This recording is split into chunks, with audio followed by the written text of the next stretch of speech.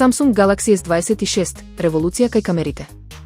Јужнокорејската компанија објави први најави за серијата Galaxy S26, ставајќи го фокусот на супериорната фотографија и моќните перформанси. Главни подобрувања. Зумирање. Новите уреди ќе овозможат прецизно зумирање значително над 10 пати. Моделот Ultra ќе има телефото објектив од 50 мегапиксели.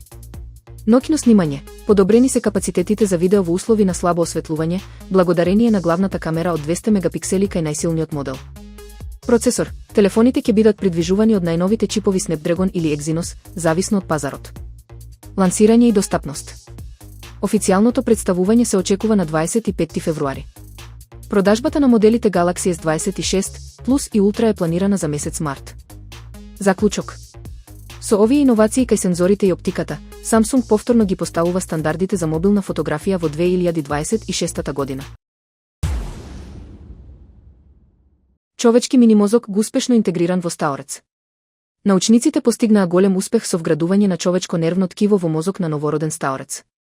Овој лабораториски одгледан минимозок го успеа функционално да се поврзе со организмот на животното. Клучни карактеристики на истражувањето. Интеграција. Човечкиот органоид добил крвна циркулација и почнал да реагира на сензорни дразби од околината.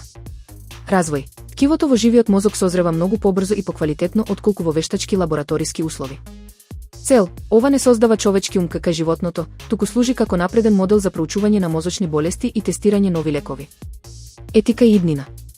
Истражувачите нагласуваат дека е потребен строг етички надзор над обемот на човечко ткиво што се користи.